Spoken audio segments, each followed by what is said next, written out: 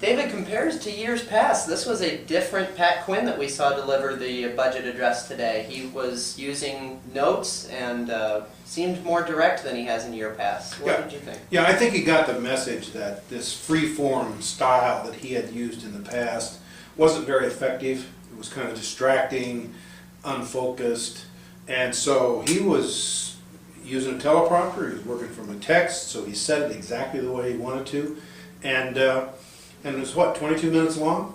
It was short, sweet, concise, and to the point. And, you know, for a chief executive trying to punch a message through, it was effective. Now, there's been some analysis, and one of the comments was that this was a very, at least the first half of the speech was very business and jobs oriented. I believe someone used the analogy, it sounded like an address to a chamber of commerce than anything else. What does Quinn have to gain by having that? Guess what? Every poll shows that the first, second, and third issue that people want decided is jobs, jobs, jobs. So I think Quinn was simply acknowledging the political reality in the state, that people are most concerned about the economy, and so is the business community. So he was speaking to that. He was outlining why his program would be good for the economy. Remember, this raising taxes caused him to take a real beating from a lot of people and people in the business community who said it was driving away jobs. So I think he was addressing that concern, and I think he was also talking about an issue people wanted to hear about.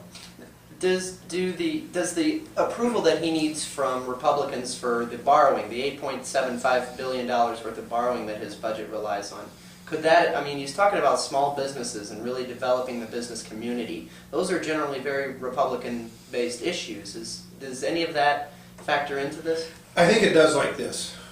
What Pat Quinn is proposing could be called, excuse me, a consolidation loan. It's no different than a business or an individual going down and taking all his or her bills and credit card bills and consolidating them into one loan at the credit union or the bank. And you would get a lower rate of interest, and you can start to get your bills paid off, protect your credit rating. That's sort of what Quinn, I think, was doing with that. So that's the appeal to business. Now, a lot of business types don't like the idea of the state carrying this huge debt. So I think Quinn needed to talk in language they can understand in an effort to sell this to those Republicans. Do you think he made any ground, though? Even the day before the budget address, there were Senate Republicans came out and said that that plan has no support from at least the Senate Republicans. And that's where, Barton, I think Quinn's speech this week is a lot like Barack Obama's budget message. It's an opening offer. It's come negotiate. Excuse me. You notice Republicans said no to this 8.75 figure. That doesn't mean they couldn't agree to a lesser figure.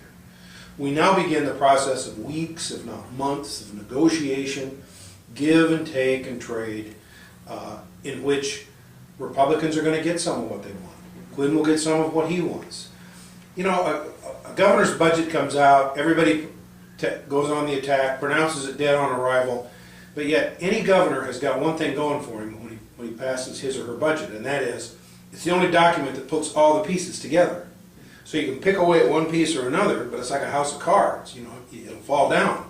So I think Quinn was making these points and in an opening offer to start the negotiations over a budget. I wouldn't be surprised if in the back of his mind he knows that 8.75 figure is too high, and he's perfectly prepared to come down to a lower figure. Now, right in the first part of, I couldn't help but notice, it seemed like the governor was using some stronger language than he has in the past. All unnecessary state spending will be eliminated, only keeping necessary programs. He also mentioned while cutting programs that don't work. It almost sounds like the governor is implying that this budget is going to be drafted on performance-based budgeting. Can you talk about what effect that might have? Well, it's a slightly different approach. The state has got to get on top of its finances, and business likes the idea of performance-based, where they look at all the spending and say, what are we getting for this? Is it work? Is it still necessary? It's easy to say we're going to get rid of all unnecessary spending, but when you get down in the weeds and start asking, well, just what is that? Chances are there's a constituency for most spending in state government. But it sounds good, it's good rhetoric, it's good budgeting. He at least ought to try. What would be, in your experience in watching politics, what would be the most effective way to decide if a program is working or not? I mean, there have been a lot of different proposals. I believe it was Jimmy Carter used zero-based. Right now we're using the part analysis program. I think managing for results, trying to measure some result. What are you trying to accomplish? Numbers of kids you've educated, the grades they get, the number of tickets someone issues. Try to find some way to measure it empirically. Most of us in the private sector get graded and measured in our jobs, and so it's only fair that government try to do something similar in the way it delivers services. I think that can be done. The governor really issued a challenge also to the Republicans, I believe particularly. He said, he was asking specifically which programs would they like to cut, and I believe his direct quote was, put it out there for all of us to see. Do you see the Republicans taking on that challenge? Yeah, and he looked right at him and he pointed at him too. I mean, it was very direct. I think he was trying to deflect some of the heat that he was taking over the borrowing plan from these Republicans. Look, Barton, we all know that this state's financial problems are going to require some cuts and trims and efficiencies. The governor is getting pounded on the head and shoulders by the Republicans for having raised taxes. That's fine as part of the debate. But his pushback to Republicans, and you'll notice that Obama's doing the same thing in Washington, and that is put some specificity on the table. If you want to talk about cuts, tell me where you want to cut. Let's have the debate over that particular item. Because when you start putting specifics on the table, then it becomes a different debate. It becomes a debate about, do we want to cut daycare? Do we want to cut health care for poor people? Do we want to cut the number of troopers on the highway? You can have that discussion.